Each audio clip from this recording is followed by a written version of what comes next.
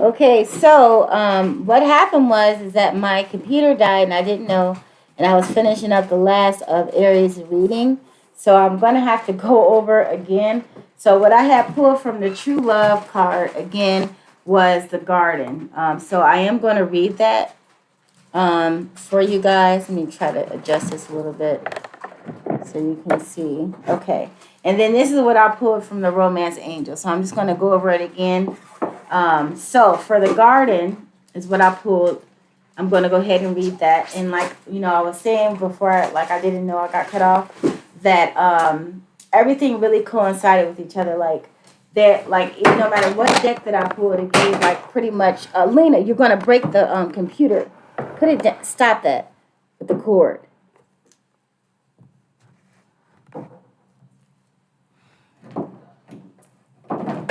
Sorry about that, guys.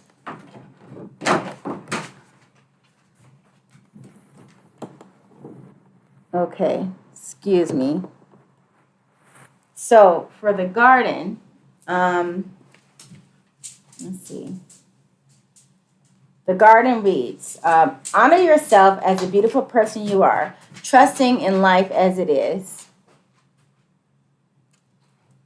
The garden is lush and fertile when she is healthy, barren and forbidding when she is neglected. She ebbs and flows with the seasons, is still when she needs to be, and full of color, life, and nourishment when the timing is right. She bursts with fruit and flowers and attracts all good things to her. Animals and people come to marvel at her beauty, enjoy her cool shade, inhale her fragrance, and restore themselves.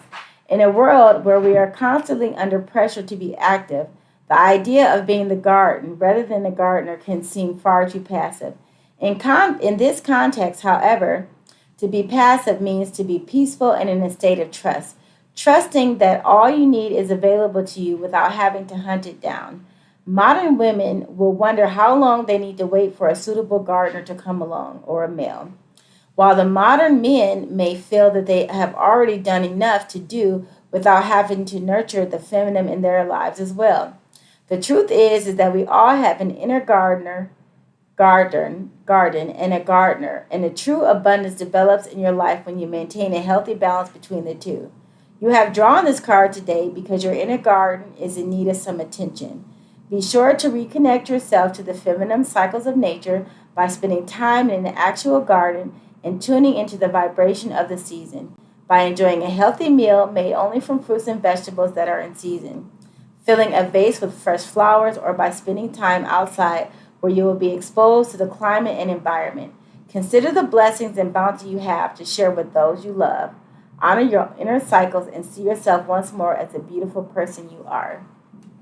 So, spend some time with yourself, time to enjoy the harvest that, God has blessed you with this year, right?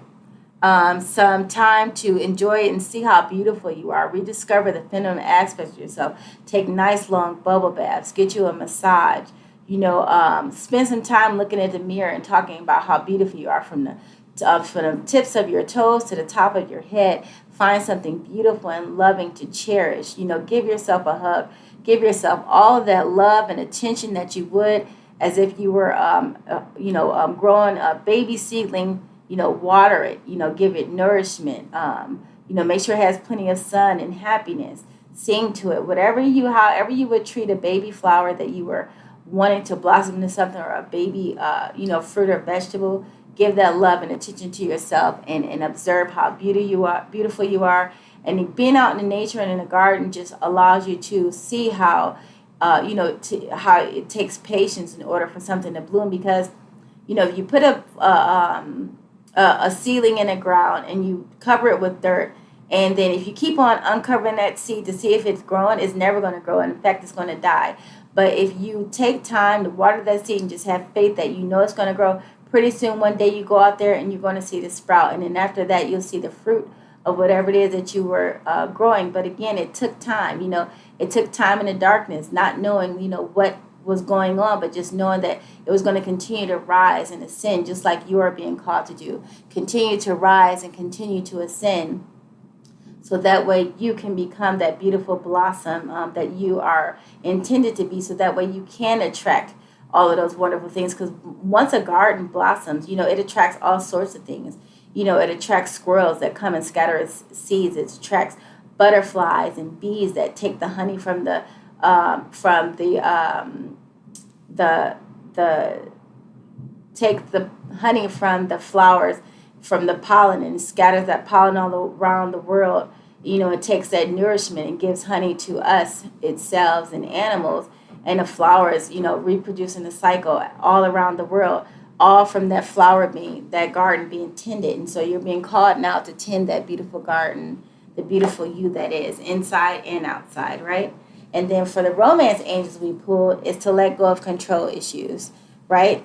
So, and allow the situation to unfold naturally. Again, the entire message over and over again, which is to let go, let God, spend time loving and nurturing yourself, and growing yourself, and be rediscovering who you are, forgiving those who have hurt you, letting go of pain, so that way your heart can be free and unburdened, so that you can use that, focus that energy and passion into yourself, so that way you can become the person that you want to be, so that you can attract that love into your life that you really want, right? And then right now it has reversed. Give a relationship a chance, and reverse heart-to-heart conversation, because now is not the time for relationships. Now is not the time for talking to anybody. Now is the time to work on yourself and your garden. But again, Aries, sorry about the interruption, and I hope that you have a beautiful 2025. My advice to you is to work on yourself.